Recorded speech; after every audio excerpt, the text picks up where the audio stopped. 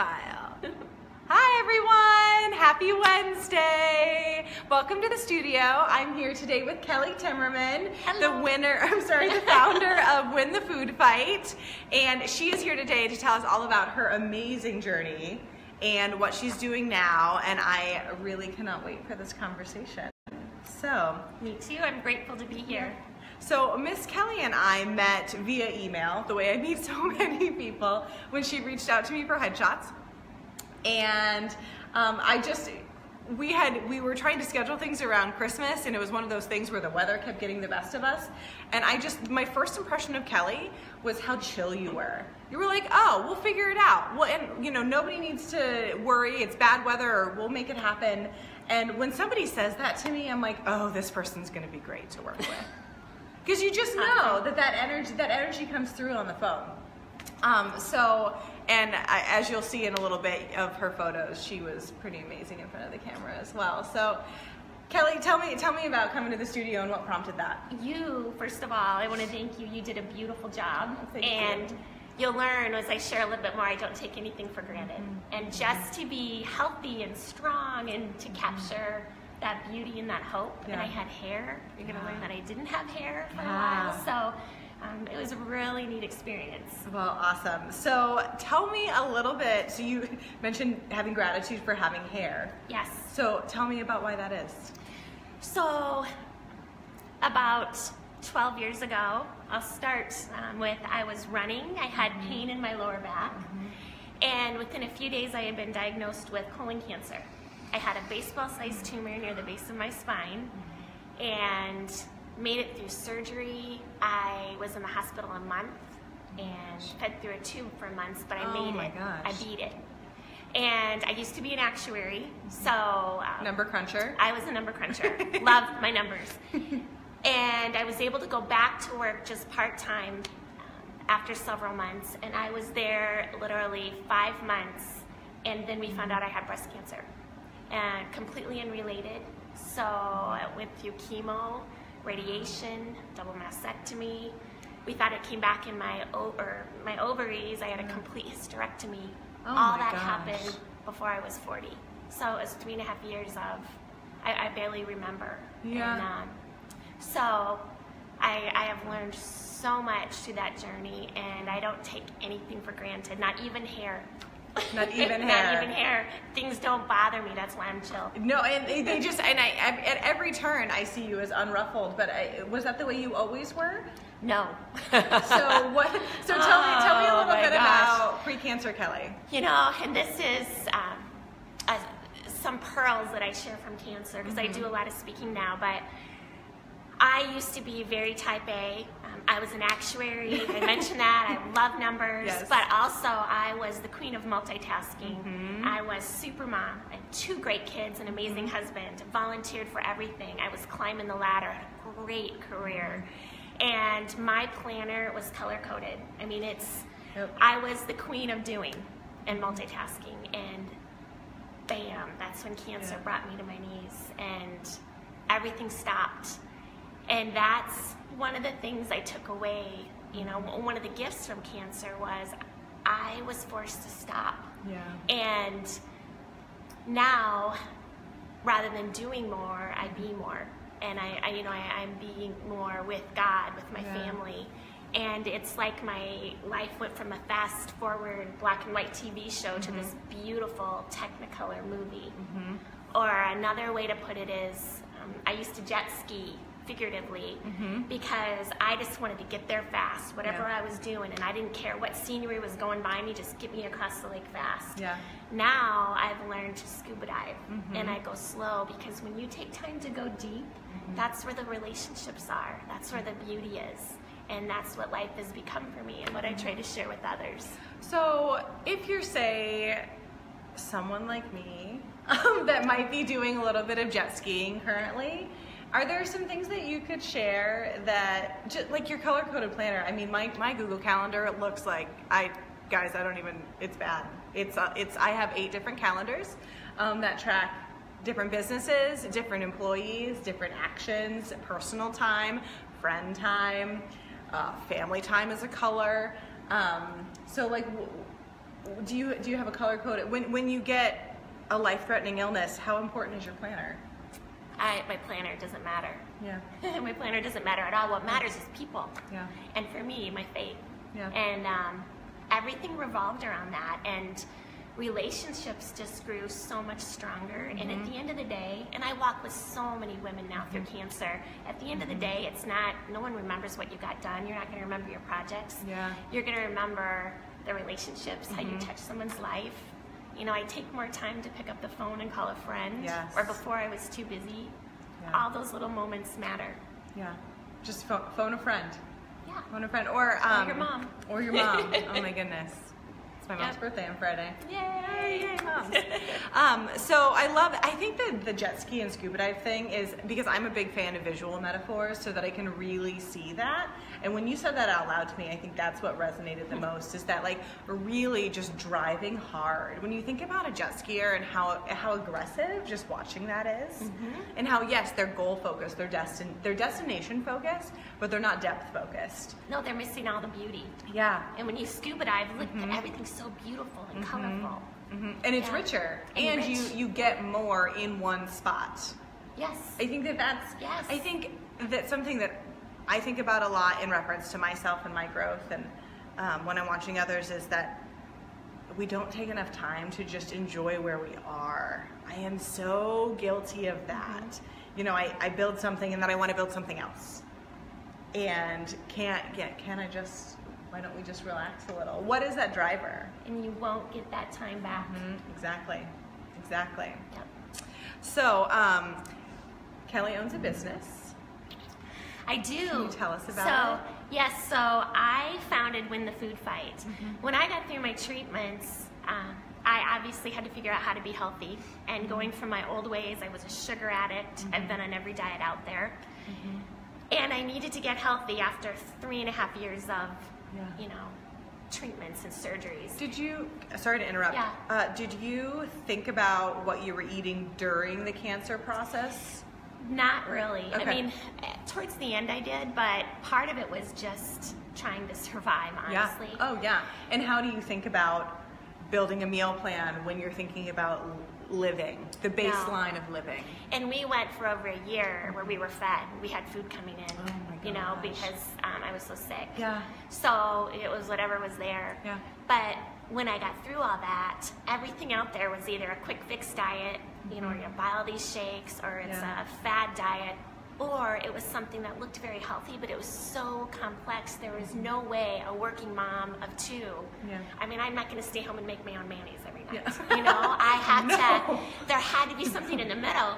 So I went back, I got really passionate because I am still type A a little bit, but I There might have been a list in there. I went back and got more education and got healthy. I'm the queen of slow metabolism. I mean, everything that's happened to me slowed my metabolism. Yeah. And I started teaching and helping others with what I learned, and it has absolutely exploded. I mean, we've had a couple thousand people go through in the last few years. It's grown to a school, and we're virtual for any location. Which I think is amazing. Yeah, and you know what? It's all referral. I don't advertise. So it's been, I know my purpose now. Numbers was fun, but this is, I could do it 24/7. Well, and the purpose of that, this is something that I think a lot, you know your why. You very strongly, you wanted something that was very, that you could communicate and that busy people could use effectively. And to be healthy in the real way, not the way that we think about health of like, oh, it looks good. Yes. Like, it doesn't matter so much if it looks good if it doesn't feel good. Exactly. It has to be healthy.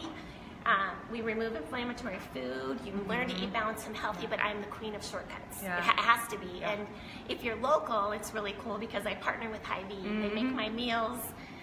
We make these They make your meals for you. You design them. Oh, that's so cool. Yeah, and you can do them. Everything's on my website. And they make protein muffins that you can buy. So lots and lots of shortcuts, but you can make it work.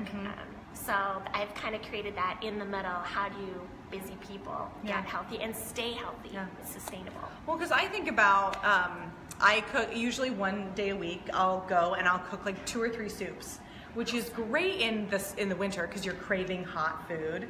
But then in the summer, I think about salad prep and it just doesn't resonate with me. Like and I think when I go and I buy a $15 salad, I'm like, yeah.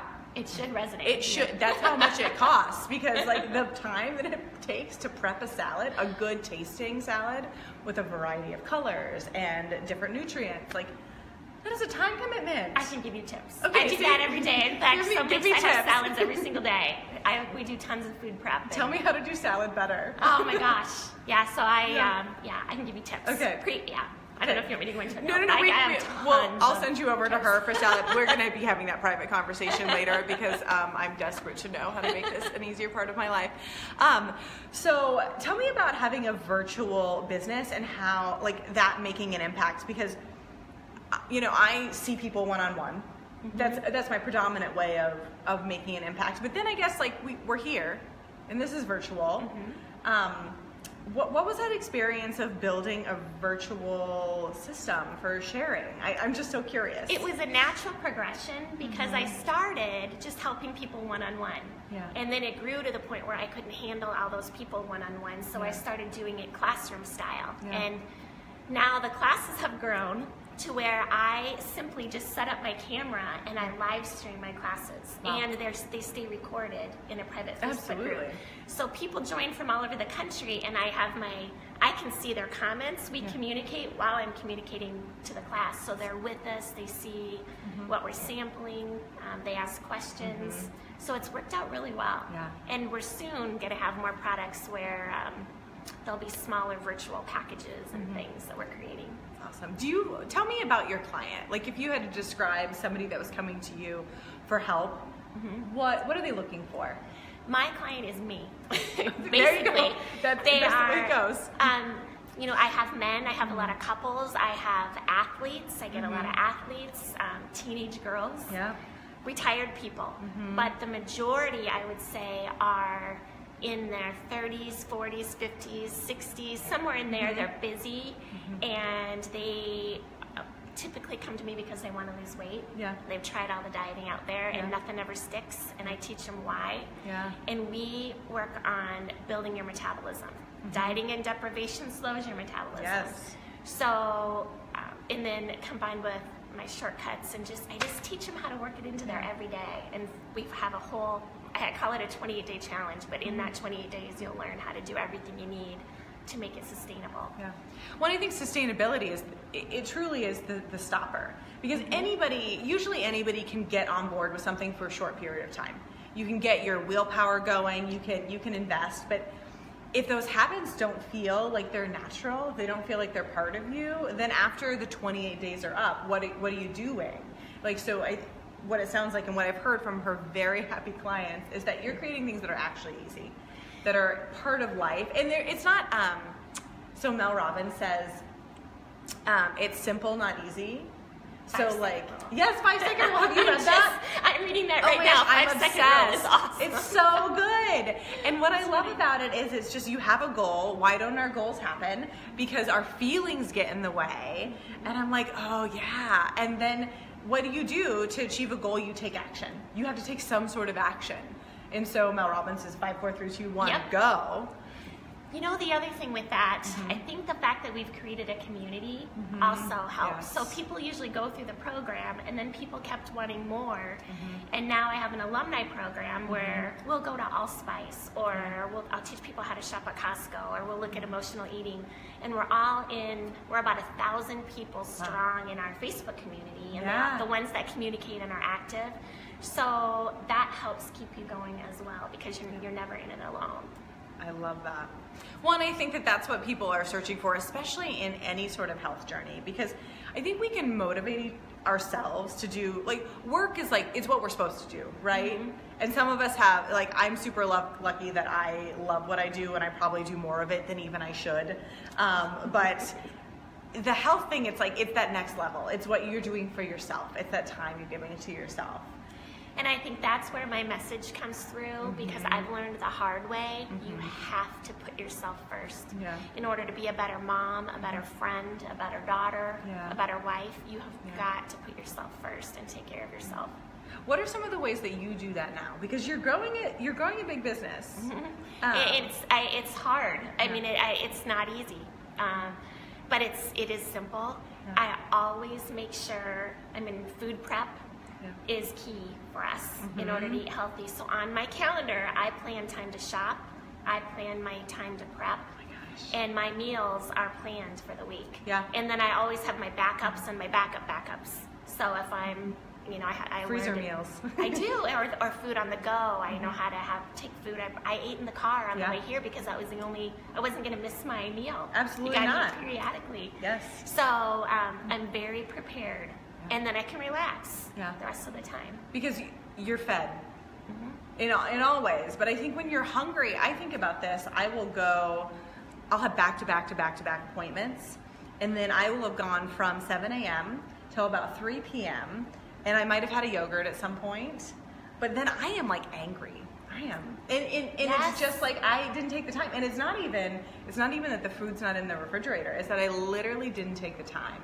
And then it's only my fault. Then I have to like stop and like kind of shake my finger at myself. It is, because when clients come to me, I say I have surgeons, I have teachers that can't eat, and I have lawyers that are in trial all day or whatever. If you can go to the bathroom, you can eat. Yeah. If you can text while you're going to the bathroom, you can eat. But seriously, I wouldn't suggest that particular combo, but it's where I get a lot of my texting done. Yes, hangry. Yes, hangry. Very. You're hungry and angry. And that's low blood sugar. We teach all about that and why that is. It's a very real thing in my life. I'm like, I'm just going to sequester myself for a moment. I'll be back. Well, Kelly, do you have anything else you would like to share with us today? I think another pearl that I want to share is just about thinking bigger and knowing that you were meant to do great things. And I used to be a geeky number cruncher. I loved calculus.